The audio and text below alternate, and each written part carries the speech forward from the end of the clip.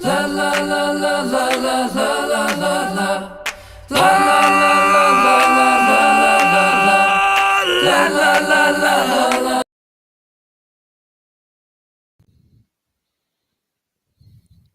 Hello and welcome to Don't Bury the Lead. We recap WWE SmackDown every Saturday night.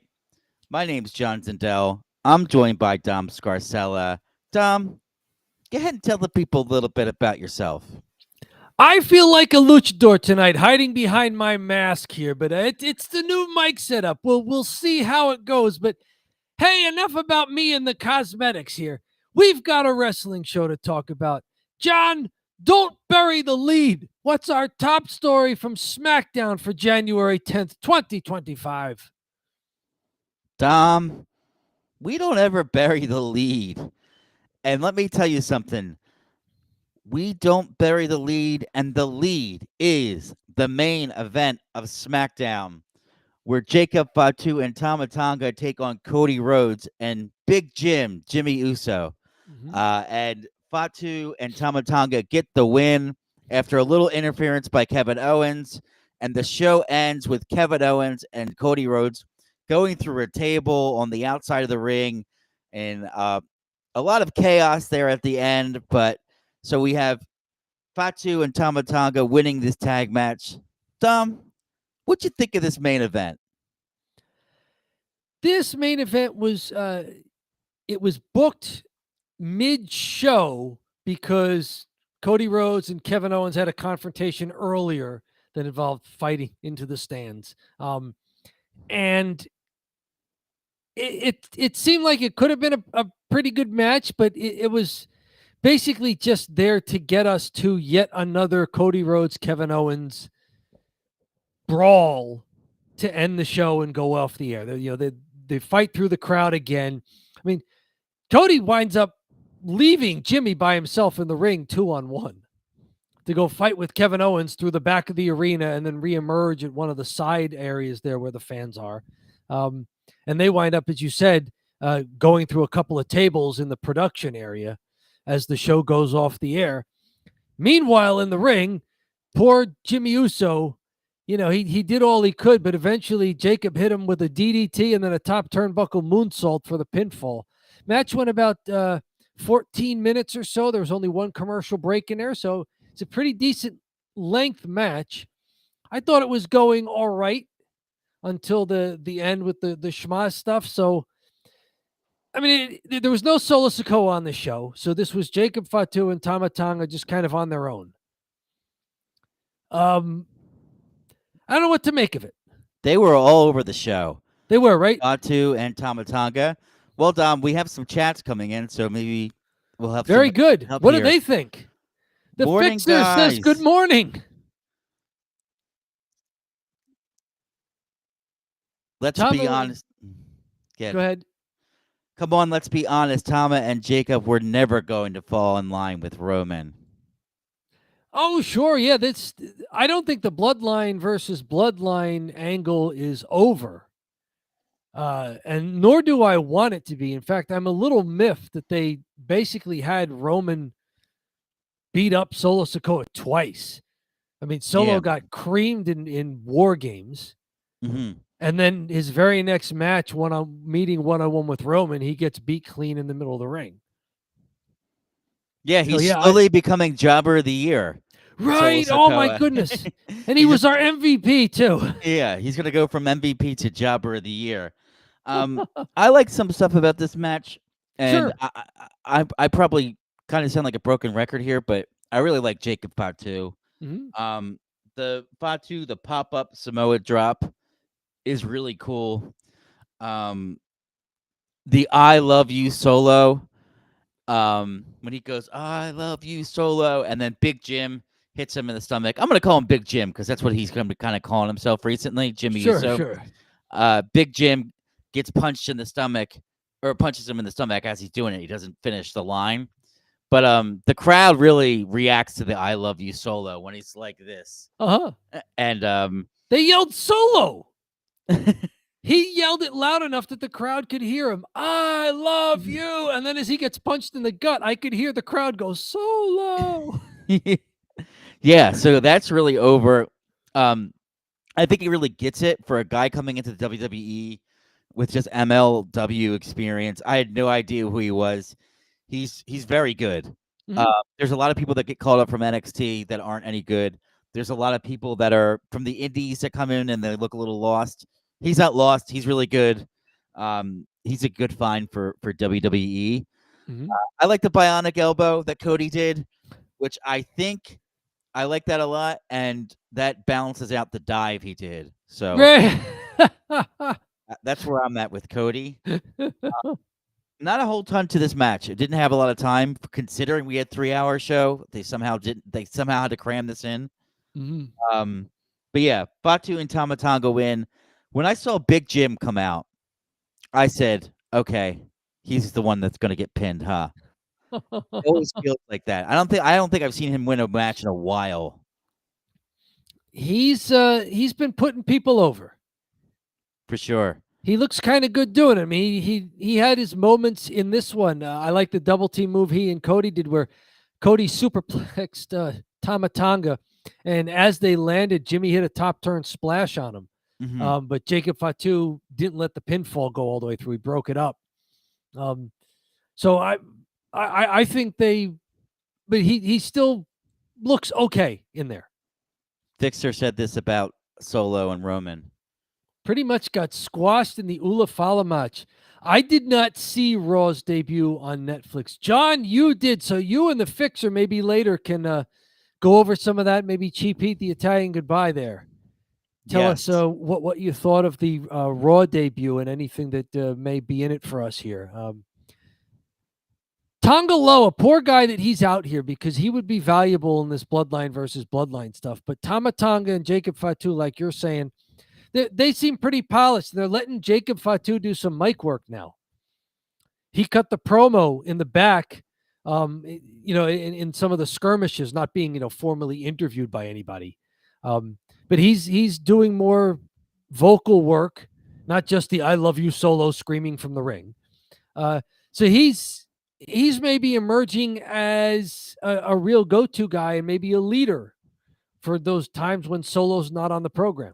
It feels a little bit like this Bloodline is a better version of itself with Tama Tonga and Fatu, rather than the other guy, Loa. Tonga Loa, yeah. Tonga Loa. I feel like Tama Tonga now he looks better with Jacob Fatu than Loa.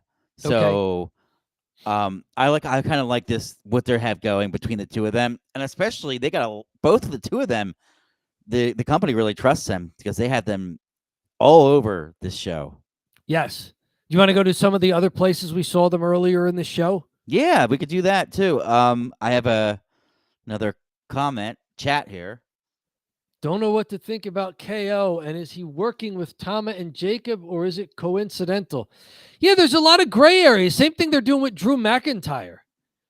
Like Drew McIntyre is supposed to hate the Bloodline, except he kind of seems to be working with half of them. Right. Even though he should probably hate Solo Sikoa most of all. Yeah, I don't know, because at some point, like, is Kevin Owens going to get a win out of this rivalry between him and Cody Rhodes? It feels like they've wrestled a zillion times at this point, and he just keeps losing. Yeah, lots of schmazzes. Yeah, and there's lots of schmazzes. He wrestled him as a face and has wrestled him as a heel and lost, and now they're going to do the ladder match. Yep. So if he goes 0-3, that'll be something. He's our jobber of the year. Right. Sorry, go ahead. Maybe you wanted to talk about the other times you saw Tama Tonga and Jacob Fatu. Yeah, they showed up way early in the show when Paul Heyman was out there at the beginning of the night. So this is how this match came about. Paul Heyman's in the Rose and he calls out Cody Rhodes, says that, now that Roman Reigns has his Ula Fala back, he wants his title back and he's going to enter the Royal Rumble. More on that later. Before Cody can respond, Kevin Owens shows up in the crowd and starts berating Cody, and that's the first time that Cody just runs into the stands after Kevin Owens, and they brawl. Back in the ring, Tama Tonga and Jacob Fatu sneak up on Paul Heyman now, and Paul's begging off until Jimmy Uso runs down to save them. Jimmy's got a chair, gets them out of the way. But after a no-sell of a chair shot by Jacob Fatu, that becomes the beginning of the end for Big Jim there, as he's now got the chair around his neck. And that's when Cody magically reappears from the crowd to save Jimmy. They go back from commercial. Jacob and Tama are being escorted out of the arena, which means that they're going to show up again later, because that always happens when someone's escorted out of the arena. It's actually LA Knight getting involved in it, which was pretty cool.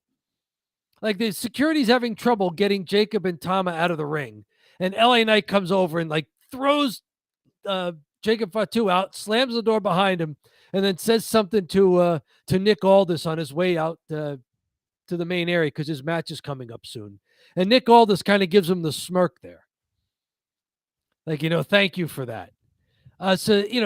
Then they wind up later when we've got that U.S. Championship match. We won't give you all the details there, but they eventually wind up in that match as well. Beat down of LA Knight post-match. And that's when Cody and Big Jim run out for the save on LA Knight. And that's when Cody asked Nick Aldis, don't send them out of the arena. We want the match tonight. So like you were saying, Jacob and Tama Tonga were all over the show. Mm-hmm. What did you think about them? With a 3-hour show, I guess this is more of what you can do with it, right? Do like callbacks to stuff way early in the show and do it with a couple of levels. Did it work for you? We haven't seen this. We haven't seen them be able to do this kind of thing on SmackDown in a 2-hour show. Yeah, they do it a little bit where they have the intro and then, but not like the middle of the show and then building the whole matchup through the entire show. They typically are like, once it's announced, they don't have time for it, but now they do. I thought that, Jacob Fatu and Tama Tonga were pretty serviceable on their own tonight. Yes. Especially now that they're alone. And you kind of know who they are, right? Yes. So they're not being overshadowed, A, and then B, they're not getting overshadowed, and in addition to that, you know who they are. They're not like random people.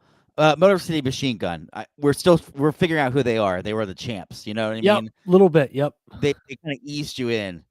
They just assumed, hey, you're probably not watching MLW, and you didn't know the tag champs in New Japan. Yeah. So let's just let them get introduced and then elevate them as needed. But well, you've mentioned a couple of other matches tonight in passing. So have I. I think that's the lead. I don't have much else to say about this other than they're building again for the Royal Rumble, Cody, Kevin Owens, more than anything else. This is great timing because the Fixer just commented, and this is the next match that he commented about it. I think we should take it to probably what I thought was the match of the night, even though there was not a clean finish here. Okay. We have LA Knight versus Shinsuke Nakamura. And it looks like LA Knight is about to get the win. There's some interference in the Bloodline, and they DQ the match. Yep, no contest. Disappointing end because you get a DQ here, and I'll put the comment up. LA Knight versus Shinsuke Nakamura getting a DQ title match was a bit of a letdown. But Victor, tell me if you agree here. I thought this match between LA Knight and Shinsuke Nakamura was better than their pay-per-view match where the title changed. I thought this was a better match. What do you say, John? Yeah, I thought it was match of the night, and probably better because the one at the pay-per-view was good, but it was like so crazy and it was a bit rushed. This one was about 10 minutes, and it was now they've had more time to build their feud, and this match, they gave them more time. I mean, this match was about 15 minutes when it went to no contest. The crowd was sleepy all night, and they were sleepy during this one, and then LA Knight starts doing the punches, and like usually that's like when they go, yeah, boo, yeah, boo, yeah. But with him, it's so great because they could do the yeah. Yep. So they did the punches spot, which kind of woke the crowd up. Yep.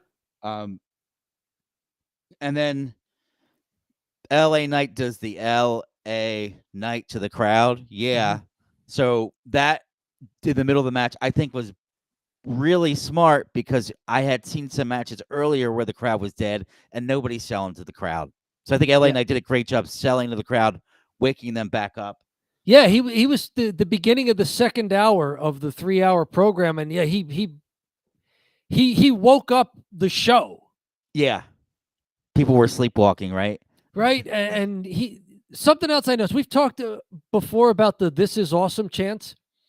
You don't get those in LA Knight matches, not because it's not awesome, but because if people are going to chant, they chant LA Knight. Yeah. It's a Or little they bit do like the yes. LA Knight has his own set of chants, Yeah. and the crowd responds to it all the time when he's out there. How about one move I saw that brought me back to New Jersey Championship Wrestling and former 2-time champion Mike Acid? Oh, wow. Did you see the Campanella, that inverted step through Boston Crab on Shinsuke Nakamura? Yes. That is one of the moves. He Okay. started doing that. I'm like, oh my goodness, it's the Campanella. Has he been training with Mike Acid? He must have been flipping through YouTube videos of Mike Acid. Had Yes. to have been. But I like that move. I like it as a submission move for LA Knight if he's going to do it more often. It's a good looking move. Shinsuke Nakamura got to the ropes to break it. A lot of good sequences. What do you like in this match? Because if we're going to say that it was a great match, then there's got to be something to it other than the crowd finally woke up. Well, what do you like best from sequences and stuff that happened in the ring here? The Fixer agrees. There we There go. was more energy to this match. Perfect. Thank wanna- you. See, it's getting some validation that we're not the only ones seeing this. Very good. Thank you. I like the superplex off Okay. the top. That's such a great move when he jumps up and does a superplex. Yes. I thought the ending was about to be good too because they did a good job exposing the turnbuckle early and then not going to it right away, but it's exposed, so it's gonna how will it be used? So teasing the turnbuckle rather than just going right to it. Yep. I think it's something that it's a little trick that people don't use enough, where if you and they do it all the time with the table, like pull out the table, don't use the table right away, but Yeah. keep it out there and tease them a little bit. Don't go for it right away. Yep. And that way you could build the match around, who's going to put him through that exposed turnbuckle. Yeah, you just know? to set the scene for people, Shinsuke Nakamura was grabbing the middle turnbuckle. LA Knight gut wrenched him out of the corner, and the turnbuckle went with him. That's becoming kind of a cliche in Shinsuke Nakamura matches. Is at some point he is so strong that he tears a turnbuckle off. But you could say he was fiddling with it, and he was trying to do it. So that exposes the middle turnbuckle, not the top one, the middle one. So late for the finishing sequence, Shinsuke puts LA Knight's chin on that exposed middle turnbuckle after really knocking him out there. And as he charges in for a high knee, almost like a Kinshasa into the corner, LA Knight avoids it. Shinsuke hits his knee on the exposed turnbuckle. LA Knight hits the blunt force trauma, but can't cover him right away. He's crawling over to Shinsuke to make the cover. And that's when Jacob Fatu and Tama Tonga come back with their receipt for LA Knight helping throw them out of the building earlier in the show. So yeah, I like that. There was another great sequence. Out of the Campanella, Shinsuke tried an arm bar. LA Knight blocked it by clasping his hands so that Shinsuke couldn't hyperextend the elbow. As Shinsuke gets more and more of the arm, LA rolls him over for a pin attempt, rolls him onto his back. Shinsuke has to kick out and break the hold. LA Knight ducks a spinning kick, but Shinsuke connects with a follow-through kick. Mm-hmm. That was a great move. Duck one, hit the second one. LA Knight counters a Kinshasa charge, but Shinsuke then escapes a blunt force trauma attempt and hits that spinning back elbow. LA Knight, though, got his foot on the ropes to stop the pinfall. So these guys, I don't know if they've wrestled before they each got to WWE, but in a very short time, these guys look like they have great chemistry. I don't know if it's just because they're both such exceptional individual workers in there, and it doesn't take a lot for them to put together a great match. But this match especially, these guys have great in-ring chemistry, and they're not the same kind of wrestler either. Mhm. Like, what say you about what we saw here? I was really impressed by how they worked with each other. Yeah, no, they have two different styles. And Nakamura is clearly the heel, and I think he might be better at playing the heel in the ring. And then LA Knight's, I want to say, almost traditional in the way that he's jacked, and he's like he's not doing the most hyper athletic things in the world, but he's doing some pretty good standard power stuff, right? Yep. And when he Uh, does the hyper athletic stuff, you notice it, like that leap to the top rope for the superplex. yeah, that's a good point. That's as hyper athletic as it gets. Yep. But he'll do other stuff, like he'll do the top rope elbow drop. I don't know He'll if do I the- saw this spot. LA Knight increasing his moveset can only be a good thing. The way he does the crab, putting a new spin on a classic. Yeah, that's the Campanella. Oh, the Campanella. Yeah. Yeah, he's facing forward with he's facing the same direction as his opponent as he puts the crab on. Now that Yep, you're that's- saying the move, it just dawned on me what that is. I do know. I do remember Mike Acid doing the Campanella. Yes. Wow. And I don't see a lot of people doing that one either. So No, I don't. And the first time I saw it was when Mike Acid did. I'm watching LA Knight do a Mike Acid move. I'm like, oh my goodness. Yes, Fixer. We love it when guys add to their arsenal. And the athletic things that LA Knight does, they're like little wrinkles on standard stuff, like the power slam where he does the tilt the world power slam. It's kind of like Jacob Fatu doing the pop-up Samoan drop. yeah. LA Knight will do the pop-up tilt the world power slam on a guy. LA Knight won't dive to the outside, but he will grab the rope as he runs and do the baseball slide missile drop kick through the ropes, which that's acceptable. The dive is not, but the LA Knight slide feet first through the ropes, that's acceptable. I like that. And Dom, I think that's pretty much it for that match. Yep. Unfortunate. I think I agree with the Fixer. You kind of wanted to see a clean finish there, but they're probably setting this up to be a pay-per-view match. Anything else from your end about this one, or can we move on to the next match? Just the fact that the chemistry between the two of them is the only reason why I'm, like you just said, maybe they're setting it up for a longer feud. If they're setting up for a longer feud, then I'm okay with missing out on what should have been a great match of the night finish, real finish to this episode here. But if they're gonna extend it, I'm willing to see much more from Shinsuke Nakamura and LA Knight. To me, it's more interesting than them dragging out Kevin Owens, Cody Rhodes. Yeah, that one doesn't need another match. I don't want to bury the SmackDown recap, but I'm not necessarily. You know what's really funny? I'm not looking forward to the way that it's being built because I'm like, I've seen this so many times. But then I hear Cody Rhodes, Kevin Owens ladder match. I'm like, you know what? I'll like it. I bet you it's still going to be a good match. They're two pros, and they're going to be. But I just think LA Knight, Shinsuke Nakamura, in very short time, they've really built this well. Far more interesting. Yeah, lots to look forward to there, and lots to look forward to in the rest of Don't Bury the Lead. Where do you want to go next?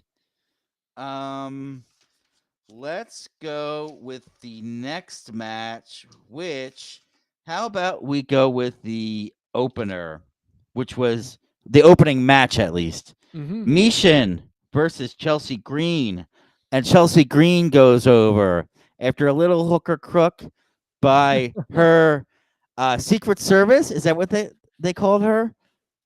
Piper Niven. Yeah, she's dressed in the glasses and the black but glittery suit. Yes. She's like security detail for Miss Chelsea Green. Yeah. Yeah, I think they refer to her as the Secret Service, or she's security for her now. And Chelsea Green is doing a USA thing. Yes. Chelsea Green never misses. So I have for a plus for me. I said Chelsea and Piper gimmick is funny. Yeah, I like it. This match goes in the 9 to 10 minute range. And Piper's distraction helps get the win here. Piper distracts Michin going to the top turnbuckle. So Michin turns her attention to Piper, kicks her, then dives on Piper. Does that cannonball dive while she's already on the floor. Then climbs the top turnbuckle for a crossbody. But at that point, Chelsea's got enough of a recovery that she catches Michin. They both hit the ground. Chelsea rolls through, grabs the tights for the roll-up pinfall. Chelsea Green retains, and then Piper Niven gets a few extra shots in the skirmish after the match.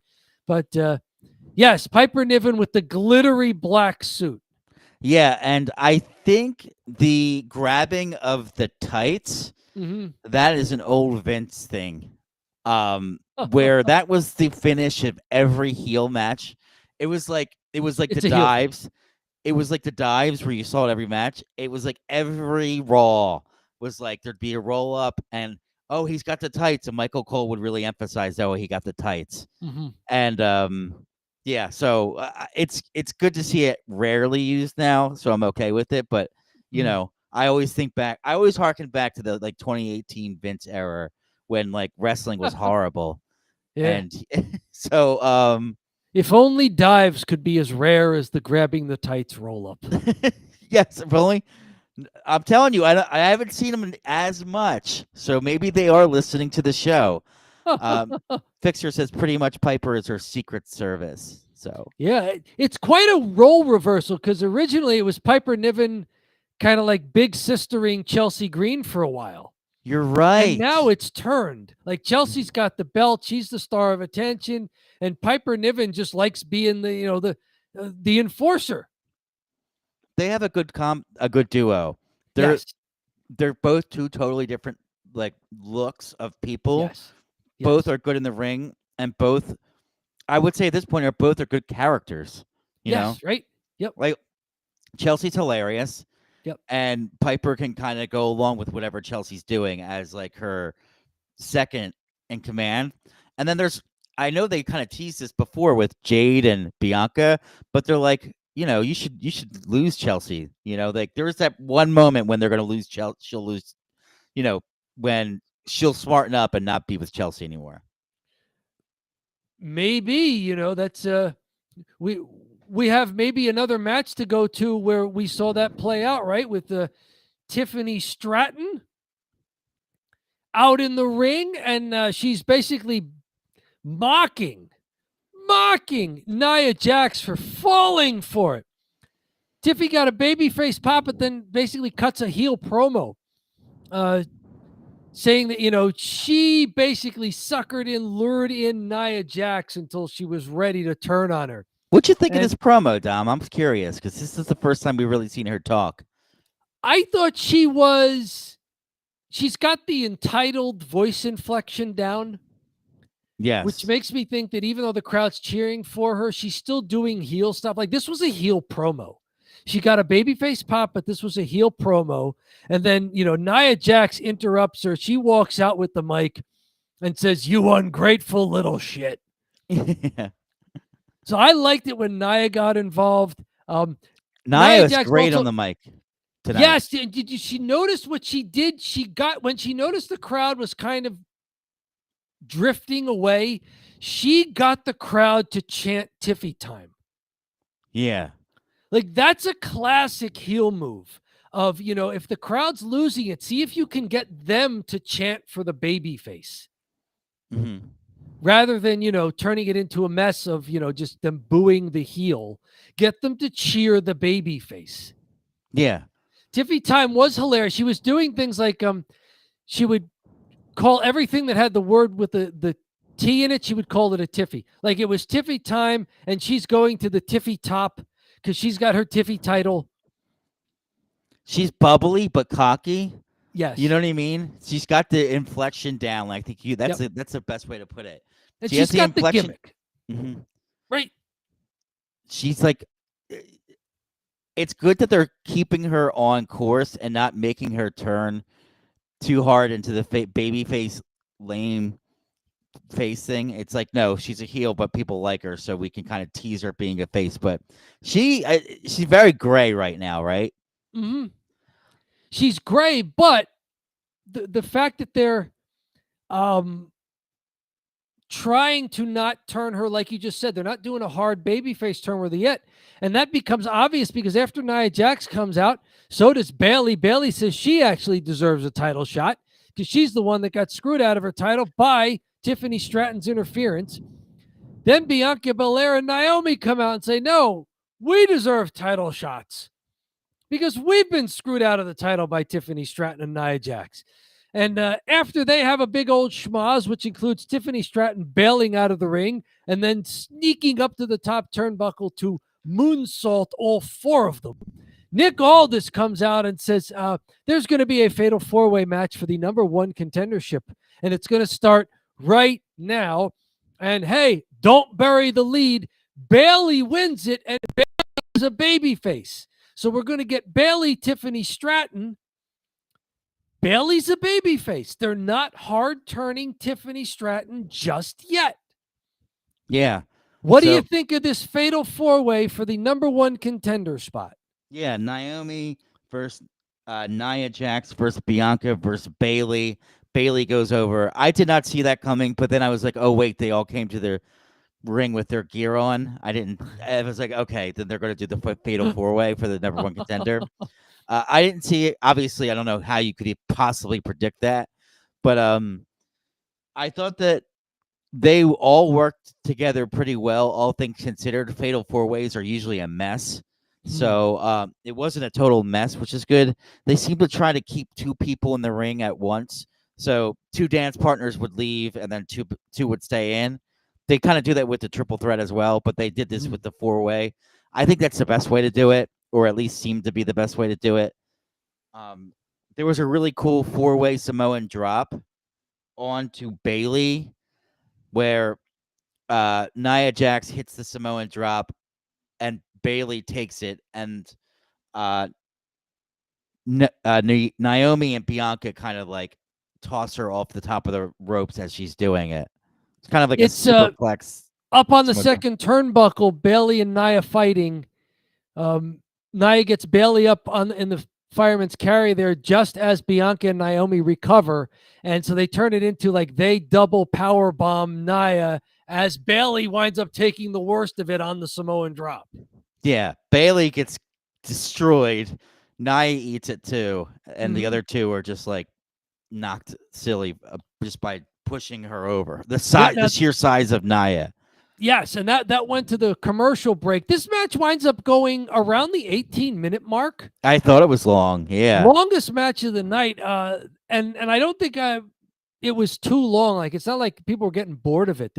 I thought all four wrestlers held their own in this. I like that Nia is still the monster, and it takes something exceptional to get her down. Yes. Yeah, there was a lot of double teaming or even triple teaming on Nia. Which I like. There were some moments in here where, you know, at one point I wrote down everybody gets their shit in, the old JR line. Yeah. You know, I was like, okay, everybody's doing the thing now. Wow, the fixer. Bayley will beat Tiffany. Oh, wow. I didn't see that one coming so soon. Oh, that's something to keep in mind. I wonder when they'll do it too. Is it have they already announced it for next week on SmackDown? So they're not even going to hold this for a pay-per-view like Royal Rumble or even the week before when they're doing Saturday night's main event? I don't know when it's going to be. My guess would be, there's the Saturday night main event too. Mm-hmm. Oh, so they have two kind of pay-per-view / 2 Saturdays in a row. Saturday night's main event on the 25th of January, and then February 1st is a Royal Rumble. Okay. But maybe this one, I think they may have announced it for the January 17th SmackDown on the Friday. Okay. So whenever we get to see this one, I don't know if they're going to switch the title twice in the first month of the year. That might be a little too much of a hot potato, but it will be a fun match. Yeah, for sure. I like this one. It was pretty good. Fixer saying Nia face planted the corner post, which busted her open. Yeah, did she get a little color the hard way? I didn't notice it, but it sounds like it. Little bit, yeah. I'm still seeing online people ragging on Nia Jax. I think she works well. whatever she did in her past, she's obviously improved as a wrestler. I think people are dumb and they hear one opinion and they see one thing, and they're just really impatient and they're just like, well, then she just sucks because she sucks. Yep. And those are just harebrained people that don't pay attention and don't know what the hell they're talking about. Some other good sequences from this match that show everybody doing well. That's me shooting on the IWC. I love it though. Like, you're right, and I'm just going to let it hang there because I mean, people who haven't updated and updated their attention and aren't. I wonder if those people are still actually watching the show anymore. They're not even just actively going, Nia watching. Jax, she's lousy. They're just commenting to comment that she sucks, but she's been good. She's improved significantly since where she was at. It's been almost a full year since Elimination Chamber in Australia, where Nia Jax was the heel that they needed for Rhea Ripley to turn face for one event, and to preview the Rhea Ripley heel turn later. I mean, face turn later. And I mean, Nia's had a great 11 months at this point. And maybe even longer than that. A few sequences from this match that I like. Nia suplexes both Naomi and Bianca after they were trying to doubleplex her. Nia blocked a Hurricane Rana into a power bomb on Naomi, broken up by Bianca. Then Nia, very athletic, does a sit-out powerbomb on Bianca, broken up by Bayley. So Nia looking strong early, and it wasn't until some of them started ganging up on her that Nia took more punishment and appropriately sold for the other wrestlers in the ring there. Bayley winds up hitting a belly-to-backside suplex onto Nia, gets a 2 count out of it. Nia gets a pin attempt on Naomi, but it's broken up by Bianca and Bayley, who then double clothesline Nia over the top rope. You need the teamwork to take the big wrestler out. You know, great stuff there. And then Bayley and Bianca square off. They had a really good, quick minute of wrestling before Nia re-entered the ring and floored both of them. So you were saying how, you know, they tried to keep at least 2 of them squaring off in the ring at any one time. That was a good example of that. Yeah. Naomi hit a good side Russian leg sweep on Nia. I have that in my notes. I like that. Yeah, the split moonsault for a 2 count there. And then as became everybody get your stuff in on Nia. After Nia kicks out there, Bayley hits a top turn elbow on a prone Nia who's still down. Naomi breaks up the pin. Bianca hits a 450 splash on Nia who's still in the middle of the ring. Bayley breaks up the pin. All 3 faces try to cover Nia at the same time, but they can't really get a count going. So there was some of the stuff that made you just go like, oh, maybe get a chuckle out of it, but it was good wrestling by everybody in this match. A little Candice LeRae run down to help Nia, a little interference there, but it winds up saving Nia from getting pinned, but eventually it's Bianca does the handspring moonsault onto Bayley for a 2 count. Candice interferes, leading to Bianca hitting Naomi during a tug of war because Candice pulled Bianca's hair. And then during that confusion where Bianca whipped her hair away from Candice and wound up smacking Naomi with it, Nia pulls Bianca to the floor. Bayley hits the rose plant on Naomi for the pinfall. So all 5 of them wind up getting involved in the finish there. And like you were saying, if Bayley's going to be the one in the match with Tiffany, then it's not a hard babyface turn yet for Tiffany. Knowing what you know now as the match went on, is this the right call? Yeah, I think it'll be a good competitor for, of all the people that could win it, you don't want to have Nia win and then she faces Tiffany. You want to kind of tease that a little bit later, right away. Then you don't want to have either the tag team champs, because then they'll just lose because they're tag team champs. So Bayley's the most realistic. And maybe Bayley is one of the better workers in the company, so it's a safe bet, right? You don't want to have her have Tiffany wrestle, let's say, Naomi. I think she's been good, but there's been times where maybe she hasn't been so hot. So you don't want it to potentially be bad. Although Tiffany Stratton, for all of the talent, still needs somebody to lead her in a match, right? A little bit. She's mentioned in her promo. She's 25 years old, Yep. so she's super young, and you just never. She might be okay to do it, but it's better safe than sorry, and just put her in there with a vet. The Fixer, I agreed with me, and I think Nia Jackson's improved a lot. But Very good. I think both of us. But hey, listen, we're just saying stuff on the internet. We're not necessarily right or wrong, but. Yeah, but at least we watch the stuff and can, like pay attention and give a reason. I really feel like it was one of those things where they just are. They listened to a Cornette clip from 4 years ago where he was right, and he said like she shouldn't be, and she should be down in NXT or out of the company. And now that she's improved though, she's better. So, this is some fantasy booking. Nia, I feel, is going to run interference that will allow Bayley to get the win. Oh, okay, and that sets up more of the blood feud between Tiffany and Nia. And then gives Bayley the belt. Well, that would be interesting. But you know what else is interesting? The rest of the show, Dom. Yeah, 2 more tag team matches that it wasn't booked as a tournament, but it was Nick Aldis telling 4 of the bickering tag teams in the back on the men's side, you 2 teams pair up and you 2 teams pair up. Let's have some matches tonight and see who comes out on top. Los Garza at Angel and Humberto of Legado del Fantasma to the ring with Santos Escobar and Elektra Lopez versus Pretty Deadly, Elton Prince, and Kit Wilson. This match goes somewhere in the 9 to 10 minute range. Elton interferes as Kit distracts the ref, but that allows Elektra to distract the ref and Santos Escobar to get involved, crouching Elton on the top turnbuckle. A double team press snapback slam by both members of Los Garza for the pinfall. Humberto pinning Elton. So Los Garzas wins that first match. The next match was Grayson Waller, Austin Theory versus the Motor City Machine Guns.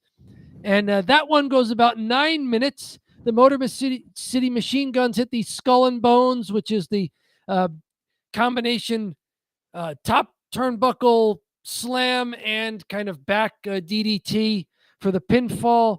I think it's Shelley who pinned Theory. That match went about 9 minutes. A lot of action in each of these matches. Kind of a good use of the extra hour of Raw. Put 8 more guys out there along with a couple of valets. Let's get some extra action in the ring rather than a lot of extra promos. Anything stand out to you about either of these matches and about any of these teams going forward to maybe face DIY? Well, I will have to say, Pretty Deadly getting a little bit of airtime, TV time, who is a don't bury the lead team that we like, right? Pretty Deadly. They can actually work, and their actually comedy gimmick is silly and funny.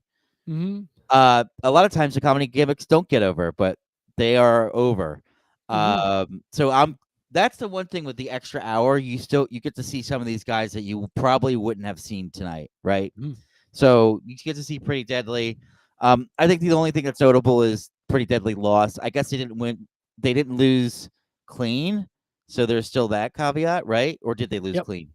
They did not really lose clean. And backstage, they were saying to DIY, I thought you were going to have our backs. And DIY is kind of weaseling out of their deal, where DIY got Pretty Deadly to interfere the previous week by promising them a title shot if they kept the belts. And now they're weaseling out of it. So, it's pretty neat to get a little weasel action there for the DIY to make them look like even more heels. Pretty Deadly still looks decent in the ring. If they got rid of the comedy gimmick, I think each guy works well enough where they could be a serious tag team. Yeah. And everybody else involved is, even in the other match, Motor City Machine Guns, Grayson Waller, and Austin Theory. I mean, I thought everybody gave a good showing of themselves tonight. Yeah, it was pretty good. I don't really have a ton for the other match. The only match I will talk about is the Pretty Deadly and man, oh man, these guys need a new name. Who is it? Los Garza. Los Garza. Okay. If they're just Los Garza, that works. They are Los Garza of Legado del Fantasma. Legado del Fantasma. So when all of them are together, it's Legado del Fantasma. But within Legado del Fantasma, you've got Los Garza, which is Angel and Humberto. Yeah, I think I don't want to sound too much like an American here, but can we Americanize these names?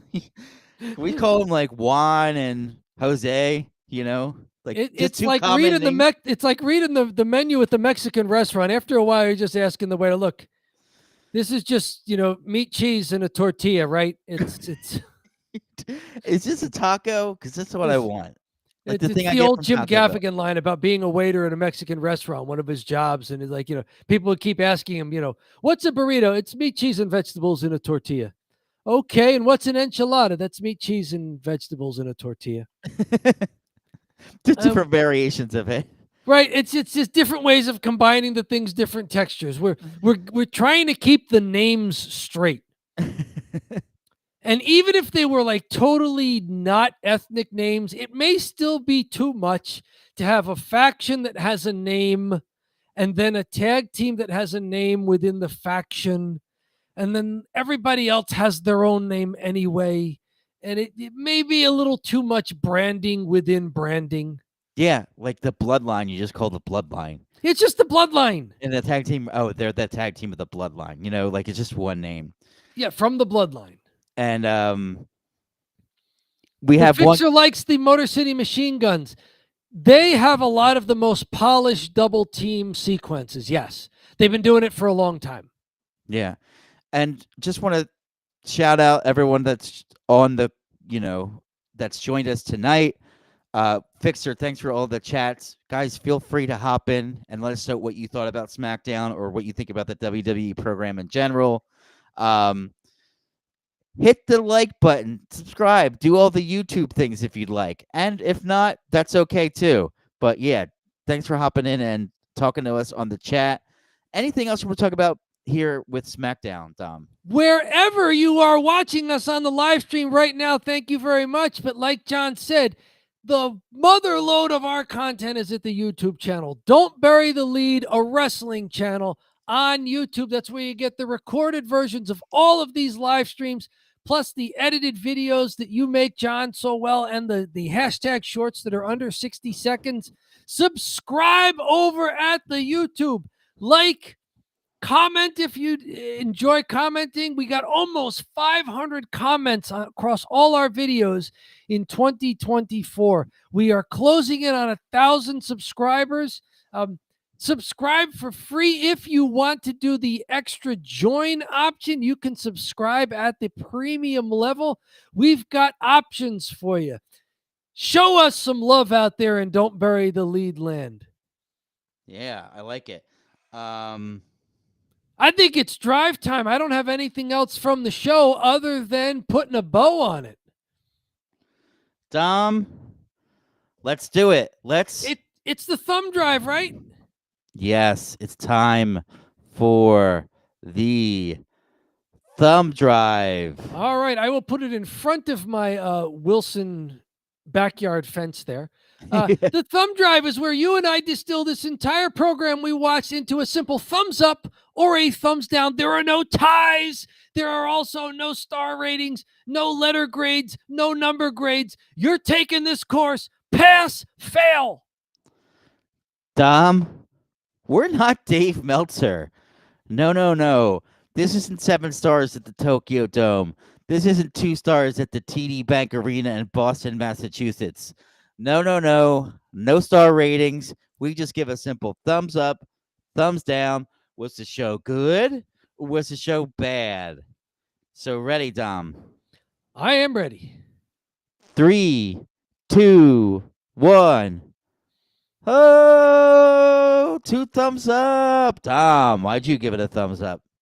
I'm digging the fact that they're using the extra time not to do too many extra backstage promos or vignettes or videos, but they're making the matches longer. We had an 18-minute fatal 4-way. We had LA Knight and Shinsuke Nakamura going 15. We had almost 15 for the main event of the night. We had a couple of good 9 to 10 minute matches in the tag team division that were fast moving. Even Chelsea Green and Meechin took a good almost 9 or 10 minutes there. No squashes. I mean, they're putting the extra hour to use, giving me more of what I like. Yeah. So as long as they're not screwing it up, I kind of like that formula. What say you? Totally agreed. It's all been added to the matches, and the matches have been good. So a lot of times they'll have matches that are short just due to necessity because they're so crammed for time.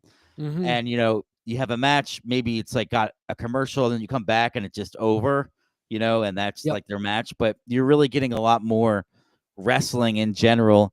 And I think the guys and gals are capable of having these longer matches. They're almost like pay-per-view matches now, right? So I'm happy for that. I think the 3 hours is working for the time being.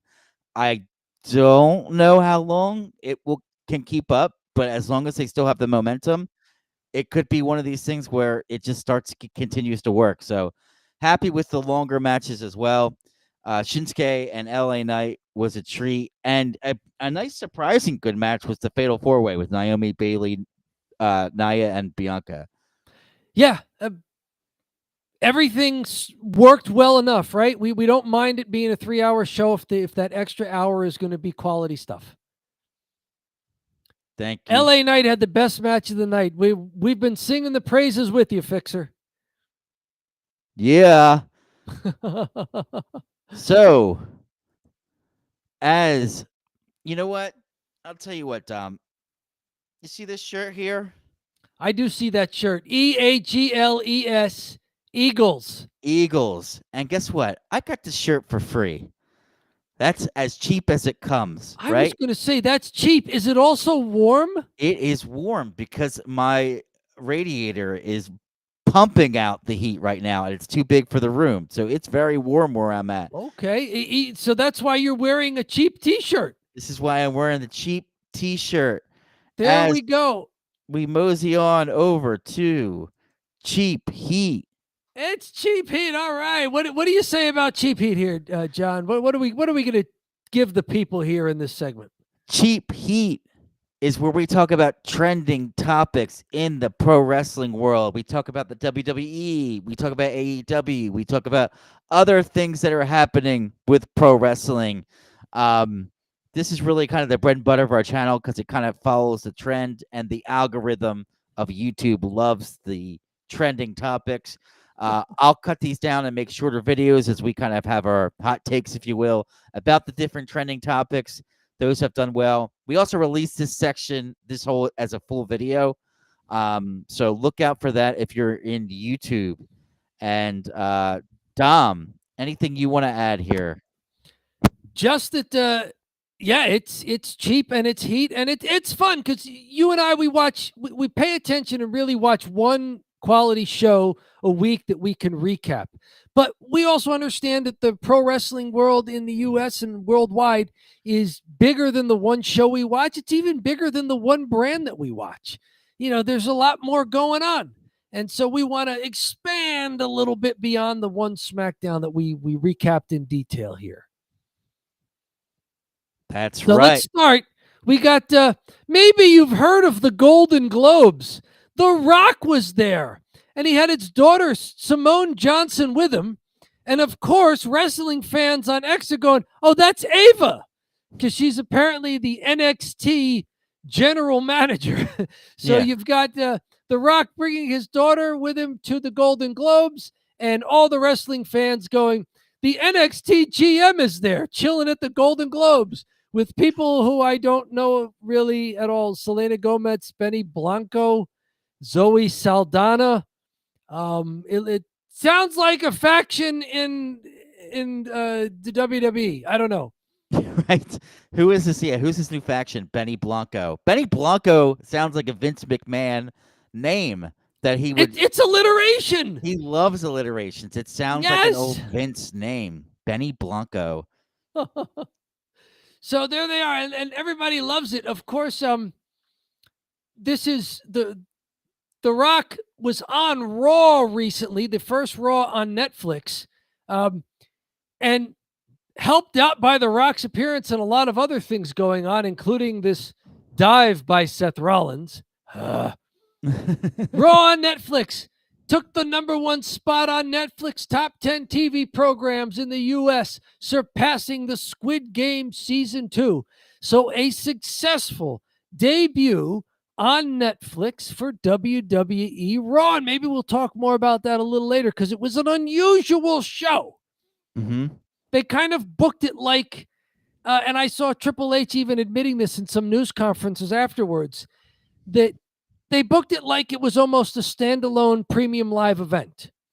Mm-hmm. This isn't how they're going to be booking the episodic weekly television show week after week. You know, there were all sorts of celebrities there, nostalgia wrestlers who showed up. You made a great short video, about 1.5 minutes long or so, of some celebrity sightings there with some kind of celebrity music in the background there. Check that out on our channel. Don't Bury the Lead, a wrestling channel. It very quickly went over 1,000 views, so that's a lot of fun. Yeah, and I am going to base my opinion, and we talked about this backstage. I said if this video does well, I'm going to change my opinion and say the Raw was really good and entertaining. So I loved it. Yeah, but Raw on Netflix, they did a really good job promoting it because we did not hear the end of it. Like they put it anywhere they could potentially put it. Mhm. That's one thing that WWE does very, very well. Whoever's on their marketing team is just like they're underpaid because the way that they market their product and when they want to get something home, they're relentless with advertising it. So, and they use their own properties to do it. Like Raw is hammered on SmackDown and NXT. And, you know, anytime they were doing any sort of road to WrestleMania or road to Royal Rumble, whenever they get in front of cameras and microphones, they are throwing everything big coming up at you. mm-hmm. So yeah, they don't miss an opportunity to promote and tell people what's going on. So hey, it worked for 1 week. #1 program on Netflix in the U.S. Very good stuff there. Speaking of Royal Rumble, it becomes a big nostalgia thing. Who's going to show up to the Royal Rumble? WrestleZone says here there's talk that Ric Flair and maybe Hacksaw Jim Duggan among the former names discussed for Royal Rumble appearances. I hope this does not mean that they will be in the Royal Rumble main event match. I hope it just means that they're going to be, you know, waving from the crowd somewhere. Hacksaw Jim Duggan won the first ever Royal Rumble event back in 1988. Flair won it 4 years later in what may have been the most famous Royal Rumble main event where the WWE World Heavyweight Championship was on the line, and he won it over the likes of Psycho Sid, Sid Justice, and Hulk Hogan. So if they're going to be back just to for the nostalgia pop, great. If they're going in the ring, I don't want to see it. But what say you about some of these not only older wrestlers, but wrestlers that really have a tie-in with the Royal Rumble, just being there as part of the show? Interesting because Flair's done so much with AEW, but Flair just can totally do whatever he wants. Right. So, you know, Flair is going to be a good addition. Hacksaw, I haven't seen him in a while, but I would look forward to actually seeing Hacksaw. I feel like Flair, I just see constantly wherever wrestling is, he's just there. You mentioned it. The stock photo they used, it says photo credit, All Elite Wrestling, AEW on the microphone. Mm-hmm. Yeah, but perhaps it's because he has the promotional contract with them for the energy drink that maybe he can just make promotional appearances in other places. Yeah, I mean, it would be he hasn't been on their program for a while now, so maybe you know, ultimately he's going to be a guy that can go back and forth between both companies, which a lot of guys do. Rob Van Dam worked for AEW for a little bit there, and then he did the ECW show for NXT. So I think the older guys have a little bit more privilege for that. Tell us if this is accurate here, because you watch a lot of AEW. Has he not been on the programming since Revolution with Sting's last match? I don't think he has. Okay. I think that's about right. Okay. Um, So yeah, maybe he's due to just make an appearance and come out in one of these fantastic suits that he's got there, all the bling. Bring some energy drinks. Bring some of that woo-ski that we still can't find is branded whiskey there. we only got the one advertisement. Yeah. So there we go. Very good. More stuff behind the scenes in Raw related and just WWE related. Becky Lynch was reportedly in town for the Raw debut on Netflix. However, her comeback may have been nixed to allow focus on the moment between Rhea Ripley and The Undertaker, who came out riding his chopper. It was the American Badass Undertaker version that came out. Lynch's return is expected soon. Her WrestleMania plan should become clear when she does.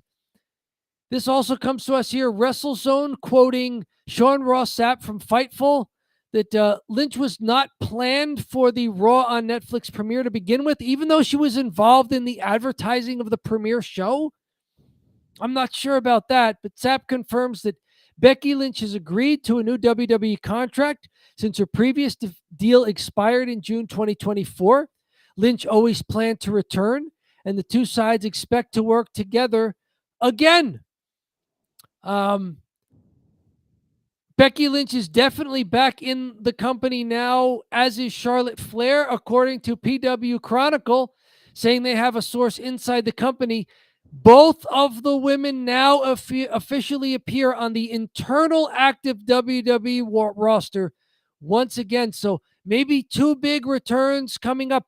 What did you make of Becky Lynch sort of taking part in the advertising for the first Raw on Netflix and then not being there?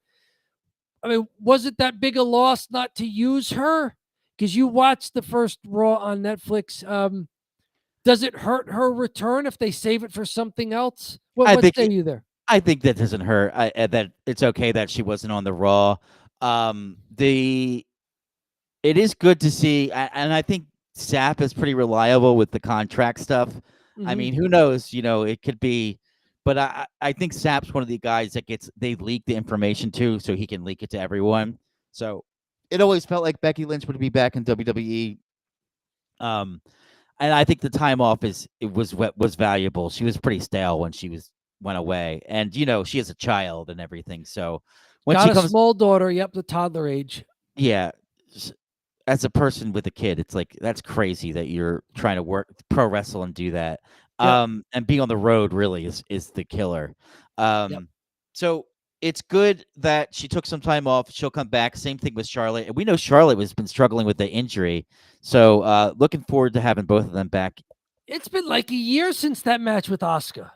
Yeah, she's been out a long time rehabbing. I hope it's doing well. She's posting some videos online. You sent me this one where she was modeling two different outfits. I won't totally play them for you here, but she was modeling two different outfits. It was either the jean shorts or the bicycle shorts. This one, it's dominatrix John Cena. And this one is goth Chad Gable. Is it Halloween already?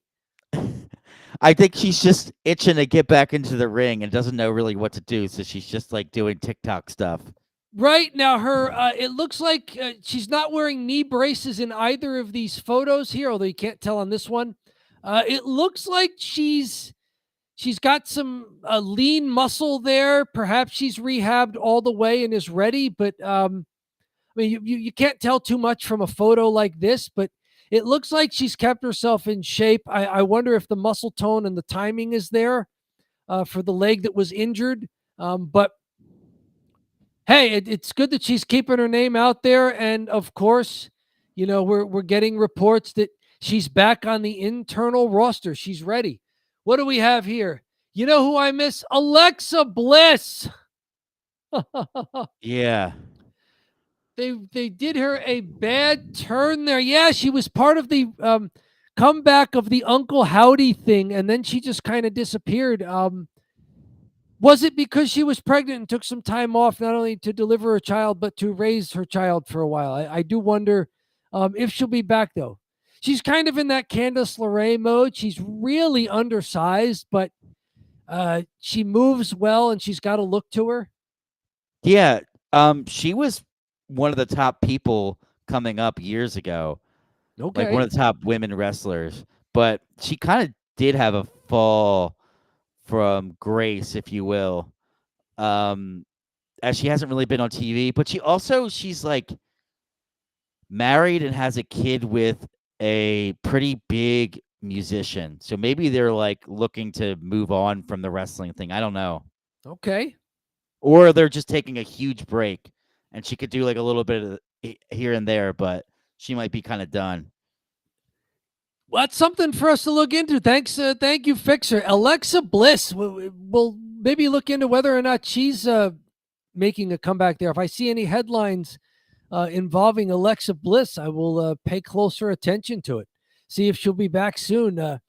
Let's move it on over to, speaking of comebacks, how about Kenny Omega? Apparently he has new entrance music here. I'll just play. I won't play the sound for you since I can't on the screen share here, but Kenny Omega has new entrance theme called Take Flight, created by Final Fantasy 14 and 16 composer Masayoshi Soken. So video game stuff here. Kenny Omega kind of wrestles like a video game character. Like, you're hitting buttons on there and he's just doing amazing acrobatic things. If you've been able to head over there, this is the AEW Music account on X. Their official AEW Music account putting this up. Find it over on their X account. Listen to it yourself. Let us know if you like the new Kenny Omega theme song or not. And are you pleased that Kenny Omega is back, apparently as an active wrestler? If you've seen one of his comeback matches or some of the appearances he's made so far trying to get back into the ring, what do you think of Kenny Omega's wrestling? Does he appear to have his timing back? Does he have his strength back? Is it the Kenny Omega you remember and or the Kenny Omega you were expecting when his return to the ring was announced there? But Kenny Omega, video game wrestling guy, and I mean that in a good way, with a video game inspired new theme song. That's why they changed his theme song. There you go. John, what have you made of Kenny Omega's return so far? Have you seen him in the ring wrestling? Does he have his timing, the strength? Is it what you expected when you heard he was coming back? I heard, and by heard, I mean I got a text message from our buddy, Steve LaCastro. All right. That he's back and doing all the Kenny Omega stuff in New Japan. Okay. And I saw some highlights on YouTube, but I didn't watch the, didn't watch the match. The full match, yeah. He saw some highlights. He said he's doing like some pretty intense stuff. So, maybe it will be the Kenny Omega that you remember. Yeah. So we'll have to see. It's kind of funny you saying that Kenny Omega wrestles like a video game character, because I actually thought he was a video game character. Well, he is. I mean, they have an AEW video game, don't they? Yeah. I would have to say he does kind of take some stuff from Final Fantasy VII, specifically the video game, creatively. When there he you does go. Some of his entrances and stuff. Hey, it fits then. Good theme songs. Yeah, he's pretty crucial for AEW. So it's good to see him be back, and he seems like one of the guys, him, Moxley, etc., that have been there for a while, that have had, they've done some pretty good stuff there. So very good Kenny Omega stuff. Speaking of AEW, this one comes to us from WrestleZone. The Von Erichs, Marshall and Ross Von Erich, multi-generation wrestling family. There had been a movie recently, The Claw, I think, that was about the Von Erichs from the 80s and the tragedy that befell many of the members there. But the Von Erichs, Marshall and Ross, have officially signed with AEW. The Von Erichs had a prominent run in AEW ROH in the summer last year, 2024. They teamed up with Dustin Rhodes to win the ROH World Six-Man Tag Team Championship. They later wrestled at AEW All In. Speaking on their own podcast, The Claw Pod, Marshall Von Erich announced the duo had signed with AEW. John, what do you make of this? Do you know much about this latest generation of the Von Erich wrestling family? Do you know much about these guys? Do you remember their brief run in AEW earlier? Are you looking forward to this? No, but it's a good story for sure because they have the big name, and ever since that movie as well, which was kind of dark, to be honest with you, from what I read. But it is a dark movie because it's a pretty dark situation. All the different deaths in the family is so wild. Yeah, I'd have to say to sign him to an AEW contract, and they wrestled in the Ring of Honor. It's good they're using the Ring of Honor guys as developmental to see who's good and who can get brought up and who can get brought back. That might be something that's a little underrated is AEW's Ring of Honor stuff, but it's just so tough to find. Hopefully, one day they put it on Tubi or something, and they just give it away for free. If they just put it on YouTube, I feel like it would get views, and it would be do better than it does now, which is just nobody watches it. Okay, yeah, just take the YouTube ad sharing stuff. Yeah, that's the thing. Like WWE squeezes the everything out of every morsel, everything, any show they have. They squeeze as much out of it as possible, and they put it everywhere, all over the internet. Where AEW sometimes, I think they struggle a bit with that. I think they should steal some of their concepts, like with the marketing and with. If you were to take the Ring of Honor and you put that on YouTube, it does so much. It's going to do so much more for your company than if it's just not anywhere. Like I have no idea how to watch it. Is Ring of Honor sort of their equivalent of NXT in the WWE? Exactly. They're using it for that kind of as a farm system. Mm-hmm.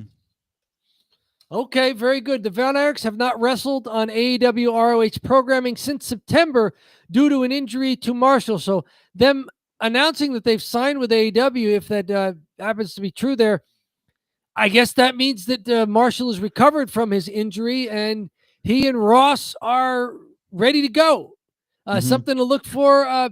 Does AEW need a little jolt to the tag team division? Would this help them? They need some help big time in the tag team division. Okay. So this would be great. If these guys can go, then that's going to be a good sign.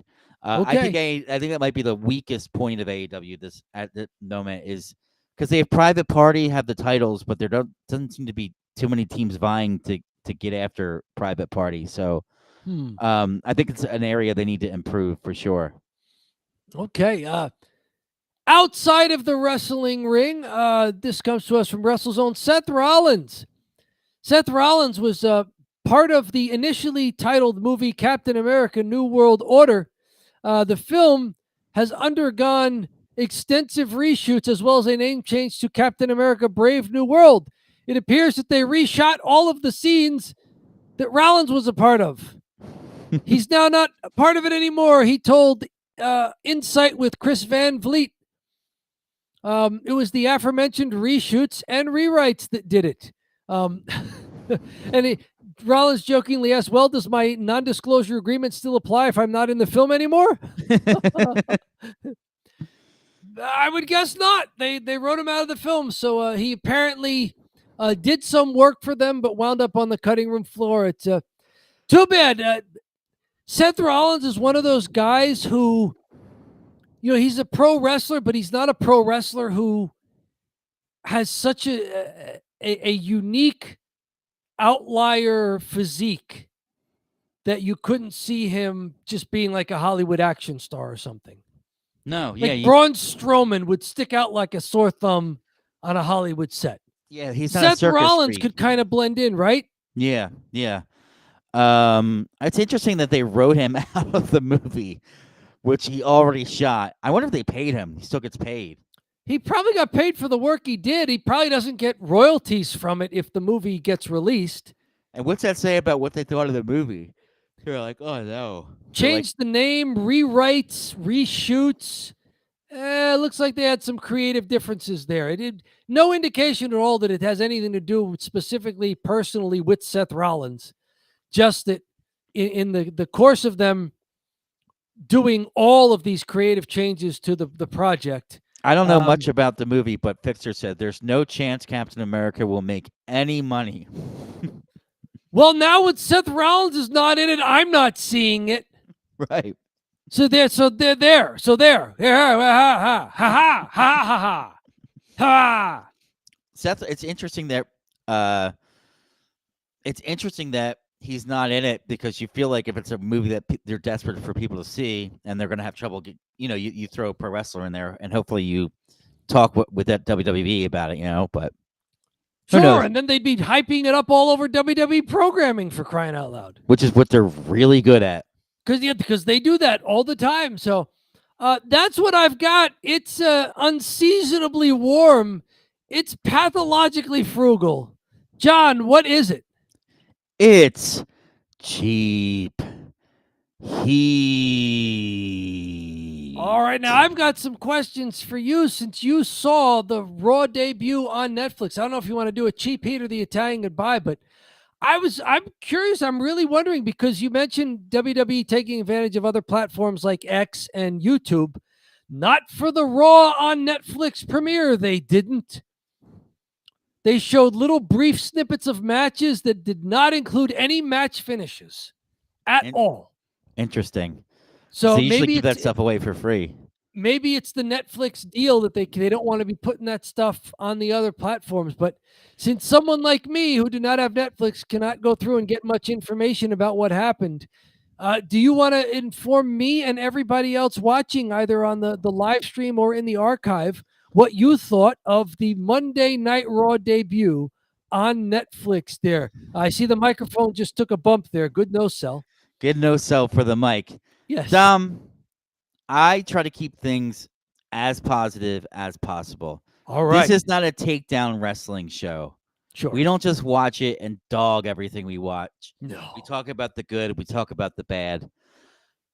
Very amazing start to the show. Amazing, with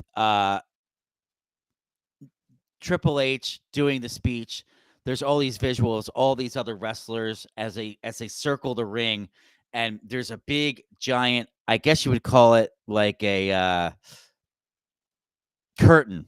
There's a huge curtain that extends to the top of the building, and all this stuff is happening on the curtain that's like covering up the ring. So they show all these legends, they show all this stuff, this really cool video, and then they cut the curtain, and the curtain hits the ground, and then there's Triple H right in the middle of the ring, and the crowd is going nuts because it's like, whoa, this is so cool. All right. And he's like, he does a little promo, and it's like, dude, that was an amazing intro. Then it was all downhill from there. Uh-oh. The Rock comes out, and you're like, oh, cool, The Rock's out. He's going to like talk about how he's going to be like, being a part of the bloodline in this. Rock comes out, breaks kayfabe, says, oh, Cody, yeah, we're cool, man, blah, blah, blah, blah, blah. So he's cool with Cody. All right. So that whole storyline's just trash now. So he went from, but not even, he's like, oh, our WWE, we've been doing great. We're on fire. We're the best, blah, blah, blah. So Triple H said, we're the best, blah, blah, blah. Then Rock is doing, we're the best, blah, blah, blah, blah. But then he's like, oh, Netflix is the best. Here's our corporate overlords over here at Netflix. And he points to like the different executives. And I'm like, dude, who cares about the Netflix executives? Like, it felt like it was at a shareholder meeting.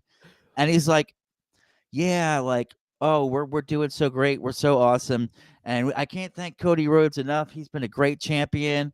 And then that was just kind of it. And you're like, that was it for The Rock. He just came out and talked about how great the WWE is. And he was The Rock, but he was just acting like a board member. So nothing about Royal Rumble, nothing about WrestleMania. Not that he'll be in it. And it didn't seem like he'll be in it. Which maybe that's why they were doing it, but it's a shame because I was like, oh, the stuff with him and Cody could have been really good. Will he wrestle Cody for the belt? That would be amazing. Will he be in the Royal Rumble? No, nothing really came to be. And I will say this. My brother texted me while this was going on, and he's just like, "Oh wow, so The Rock is just talking about how great Netflix is." Like that's like, you know, side eye face, like, "Oh wow, this is dumb." And I was like, this is just an example of the WWE pumping a lot of people that haven't watched wrestling in a very long time into this stupid promo. And you're like, no, it should be about the wrestling. It should have been Triple H, bang. You got to go right into the match, Go right to Roman Reigns versus Solo Sikoa, which was a good match. All the wrestling was good. And if you're worried, and they showed the celebrities all night, I was like, dude, stop showing the celebrities. If you really want women to be interested in the product, don't show the celebrities. Show the women wrestlers. They have plenty of them that are good. There you go. So that was my beef with it. I turned the show off after the first hour because I was just like, I'm not listening to this infomercial. And I do SmackDown every Friday night, so I just didn't feel like watching it. What did you think, Fixer? I'd be interested to hear what you said. There we go. The Fixer. Let's see. Because go ahead, read it for me there. Yeah, there were some bad parts to that opening. Breaking kayfabe was a sin. Yeah, that's what I thought too. Because then Rock is having drinks with Cody in the back, and they show that on his Instagram, and it's like, well, now what? You just throw the storyline away and just say, oh, hey, we're friends. Like, A few things I wonder if this was just to do it almost like, and you brought this up when we first talked about it. This is going to be second, maybe only to WrestleMania. And it looks like you were right on that because they booked it like it was almost a WrestleMania. It was all entrances. It was celebrities. It was nostalgia. for the fan who's not a hardcore wrestling fan. So now the question is, this is what, 5 years, 10 years on Netflix? How many of the people who tuned in for the first Monday Night Raw are going to stick with it when they find out that's not the product they put out every Monday? Yeah. You might as well just be honest when you had the big group of people and we're like, yeah, we have wrestling at the show. Look at this awesome wrestling match. And look at the cool features we have now. And look at the cool characters we have now. Not, this is what we used to do with The Rock. Oh, here's Hulk Hogan. Here's even John Cena is on his way out. John Cena is actively participating, so I'll let that slide. Mm-hmm. But, even Triple H in the middle of the ring. You have all these nostalgia acts, and it's like, dude, why don't you put some of the people that are actually going to be on the show on this show? Cena looked like it was a good call, though, because he came out, and it's not only the beginning of his retirement tour, but he made the announcement that he's entering the Royal Rumble. Yeah, no, Cena was a good one. I'm sorry. I didn't want to put Cena in that category because he will be actively wrestling, so that's a good thing. But you don't need like Hulk Hogan, and they got booed out of the arena anyway. He was there with Jimmy Hart, right? He and Jimmy Hart came out for an '80s thing. Yeah, this is. Hang on, Fixer just said Hogan got booed out. Yeah. So you could have like skipped that segment when the fans were actively trolling Hulk Hogan, and because he was trying to, because that's a bad boo when you're talking about Andre the Giant, and they're like boo when he's trying to get all the cheap heat. He was talking about all his partners he's had, because they were willing to put that, made the rounds on X, especially because of all the boos. Yeah. So he was trying to do tag team partners and then spin it into, but I never had a tag team partner as great as Netflix. So it was a total Netflix commercial. But it wasn't going over because he's unpopular. Right. It was Hulk Hogan for Netflix. So of the things you saw wrestling wise, good in-ring work. I mean, for the first hour at least. Yeah, I liked Solo versus Roman Reigns. That was good. Okay. They did a lot of the finish. I wanted Solo to win. I wanted Solo to win, but I thought the match was good enough. And they did a lot of the Bloodline stuff with people running in. So it was all kind of like Bloodline related to that. Okay. I didn't see Punk versus Rollins, and I didn't see the women's match either. Okay. So Punk versus Rollins, I did see highlights, and I did see the finish looked sloppy, but I think a lot of people seem to like that match. Very good. How about The Rock coming out to present Roman Reigns with the Ula Fala? That's where I thought we were going to get The Rock again, because he comes out to present the Ula Fala and he gives it to him, and I was like, okay. I thought you were going to turn on him because you're like a I don't know. I was like, are you? He's the final boss. He's called the final boss, and he's just not final bossing up anything.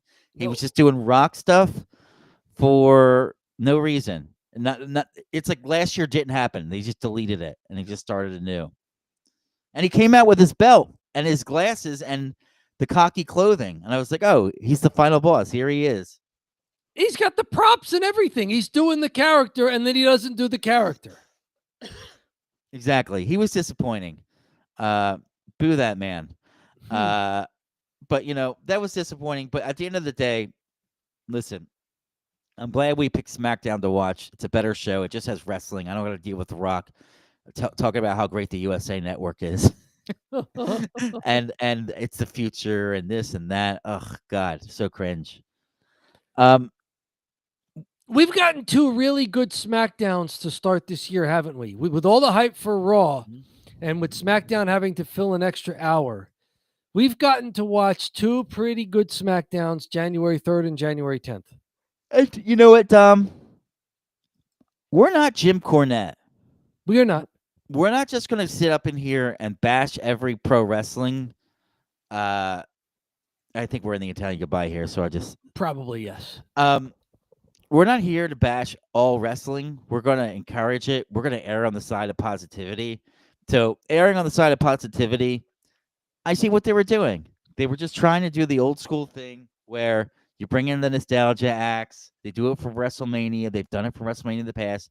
You hope you keep casual fans there as a result of doing that.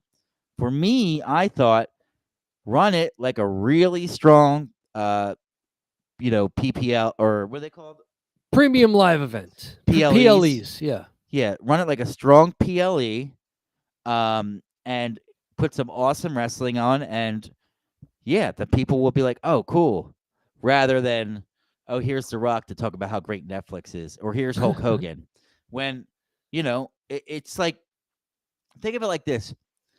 If you haven't watched NBC, and NBC has a big event, and they're like, you know what, we're going to bring The Office back, and they're all old, and they're all out of shape. And you're like, oh God, Jim Halpert, God, he looks like crap now, and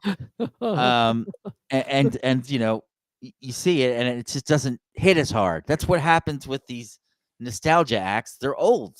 Mm-hmm. So like, it's not the guy. So they're like, oh, I haven't watched it Raw in years. I haven't watched it since I was 13. Let me turn it on.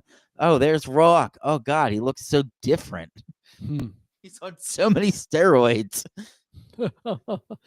Now, they did have the Undertaker appearance there, coming out to even more solidify Rhea Ripley as a babyface, and he came out to the American Badass version of Undertaker, the biker. He had the chopper there. He rode it around the ring. He almost upstaged Rhea Ripley at the beginning, but Rhea Ripley seemed to like it and be excited for it. She waited around for him to make his little tour and come back up, and the Undertaker kind of put over Rhea there at the end. So, I mean, if you're going to bring back a guy, do it for that. Yeah. I saw some other complaints online, so I don't think I was the only one. But, I mean, overall, maybe we just go back to normal. It's a normal Netflix Raws, and they're good, We watch SmackDown. They're not screwing up SmackDown. That's all we've seen so far. The move to USA has not resulted in SmackDown losing quality. Rock, don't you dare shoot a promo about how great USA is on my SmackDown. Actually, if you do, I'll be fine with it, and I'll make a short video about it. And it'll probably get a lot of views because it's The Rock, so he's going to get a lot of views. It's The Rock. Now, if he wants to show up on SmackDown because he's actually going to be part of the wrestling program, then sure, come on out. Cut a promo on somebody. Challenge somebody to a fight. Mm-hmm. Do it. The build to WrestleMania 40 in 2024. I mean, they had a little bit of a change of plans there because the crowd, the WWE audience, sort of forced their hand on not going the direction they were going. But that build, I thought, wound up working very well. No, it was awesome. Totally. And The Rock was great in it. He was great for the whole build. Yeah. His promos were amazing. Calling people crackheads and meth heads in whatever town they were in. Hey, that's great. Just call the fans meth heads. I think he was in, where was he?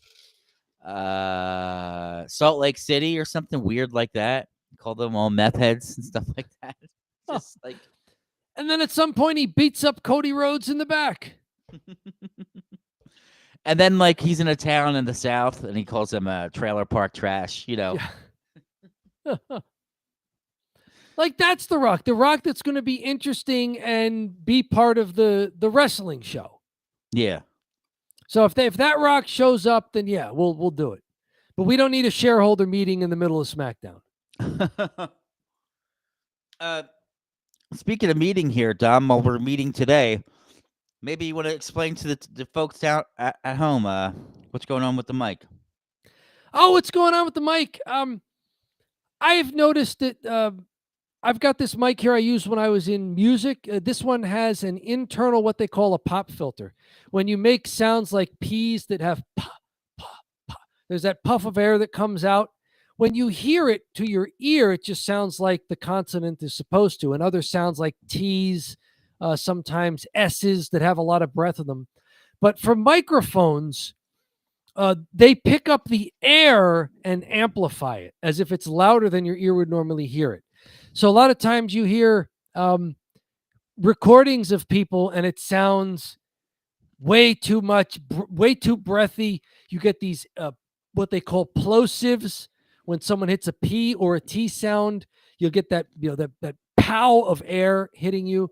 So I've got, in addition to whatever the mic has inside the coil, I've got an external secondary windscreen, sometimes called a pop filter. And I do other audio recordings and video recordings as well. And I was trying it out this week for it. And although it looks weird, I think it winds up with some better audio. I'm working on mic positioning and mic setup and incorporating the secondary windscreen here. So you guys tell me in the chat, tell me in the comments, does my audio sound better today? Are you getting, if you're someone who actually knows that kind of audio production, or if you're familiar with things like pops and hisses, tell me if you're hearing less of that from me today. I know it's not the best visual.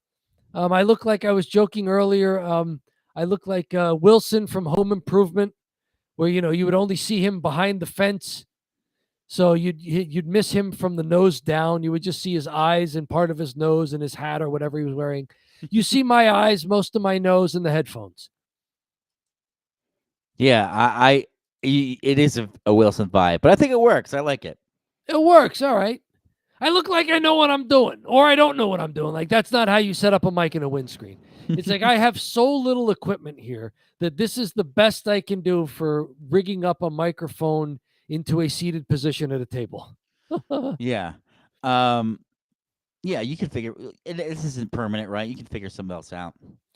This is the best I got so far because the arm that's attaching the windscreen is only like maybe at most 8 inches from where it's attached to the microphone stand. So it can't go much farther than that. Like, the microphone stand is right here off camera. It's barely off camera by maybe 3 inches. This fixer says it sounds better, but you kind of look like the guy peering over the wall. Yes, that is exactly what I am doing. That is exactly it, Fixer. Thank you for not only listening, but watching and paying close attention to the visuals here at Don't Bury the Lead. Yeah, and we're the Italian Goodbye. So for those of you that have joined and don't know, what are these guys doing right now? The Italian Goodbye is typically people would end the show because it's over. We're done with GP. It's over. But we do the Italian Goodbye where, you're saying goodbye, and the conversation kind of starts to pick back up, and you start saying goodbye again, and then you start chatting about something else, and then you're in the foyer, and your guys are like exchanging like, oh, we should get together this time. Oh yeah, we'll do that. We'll do that. It's all part of the goodbye. It's the Italian goodbye, Yes. where that is a very extended goodbye. Yeah. This If you're is going to leave by 10 o'clock, you got to start saying goodbye no later than 9:30. You won't make it. you won't make it. You won't get out. Yeah. They're going to be extended. Someone's going to grab your arm and start talking to you. Yes. Mm-hmm. I had a very interesting goodbye. I was at a volunteer appreciation dinner for a local church this past Thursday, so a couple of days ago. And while I'm there with lots of people from various different events and committees around the parish. And, I'm saying hello to different people earlier. And there were some people from the college ministry there, college-age students who were part of the parish as well, including one who's studying to be a priest. He just started this year, but he had been going to Rowan University, which is here in South Jersey. And as we're talking, he's telling me about how he got assigned to a parish to help over his break between semesters. And he had pitched to them the idea of bringing in some local college students from college campus ministries nearby and having them serve as almost mentors to some of the younger teenagers and younger kids. They do that here at the college ministry. And the people on his parish's council were saying, no. College students, they just talk about dirty things. We can't have that. So it was like, it was old-fashioned, weird prejudice against young people. Mm-hmm. And I said to him, all right, here's what you do. The next time they call you into parish council and make you go to one of those meetings talking about the college students just telling dirty things, I want you to tell them this joke. And I proceed to tell him a joke about a friar, a pastor, a nun, and a bishop that includes some profanity. And when I get to the end of it, like, he's cracking up. He's like, I can't believe that. I'm like, yeah, do that. You got to tell that joke. Do it. So we get to the end of the night, and I'm leaving a little early with a few friends. And I'm saying my goodbyes to everybody. And I go over, I make it around to his table, and I'm saying, goodbye to the people around him. And I point to him, and I do a callback to the punchline of the joke, which has a just epic swear word in it. And I just point at him and I say it. And, at that moment, I realized that all the people around him, they didn't hear the joke. So they have no idea it's a callback. Okay. They just hear me saying goodbye and pointing to the seminarian and going, you motherfuckers are my kind of people. And wave, and I leave. And people are like looking at me like, and I just like waved, like oblivious to it all, like it was the greatest exit ever. And so, yeah, there was me doing, trying to do the Italian goodbye, but I had to rush and just going with the callback punchline to the dirty joke that I told the seminarian that he was supposed to tell the next time his church folks were talking about how the college students only talk dirty all the time. So this may be the last volunteer appreciation dinner I'm invited to. I don't know. That might have been, you might have gotten booted for that one. dropping the F-bomb in church. I was on my way out the door anyway. Did you say it and then go, oh, I'll see myself out? It was not until I got home and I realized, you know what? They didn't hear the joke. They just heard me pointing to everybody at the table and going, you motherfuckers are my kind of people. That's great, Dom. A+. So that's my semi-Italian goodbye story from this past week. Yeah, I can't top that, but not within the past week, at least. No, not within the past week. That's great. Yeah, well, we still have a couple people on here. If you are watching, please go ahead and subscribe. We're on the way to get 200. Excuse me. We're on our way to get. Hang on. Let me see the numbers. Almost 600,000 total video views across all of our content there. Yeah, we have 961 Subscribers, look at subscribers. that. We're within 40 of the figure 4 number there, 1,000. That's a big number. Yes. So this is 961 subscribers, and we're trying to get 39 more, and we'll hit the 1,000, and that will be our huge thing. So if you're watching right now, please go ahead and subscribe. It helps the channel out so much. There you go. Anything else from you, Dom? No, it was a great show, even though it was a 3-hour show and it runs a little long for us. I think I'm with Seth Rollins that the sweet spot is maybe between 2 and 3 hours. Like Yeah. 2 feels like you got everything in, but maybe you rushed a bit and had to cut something. 3 almost feels like you're looking for filler. Yeah. Yeah. But we haven't seen too much filler so far. I've been pleased with the 2 3-hour SmackDowns that we've seen so far. I hope it continues because hey, that's what we watch. Yep. And we live stream every Saturday night. Every Saturday night we're here. Thanks all who joined. We had a good number of people in the chat. Fixer, thanks for your contributions as always. Great talking with you, my man. And Dom, thanks for doing the show tonight. Really appreciate it. The sound was good, so great job there. My name's John Zindell. This is Dom Scarcella, and thank you, Dom. Have a great rest of your evening.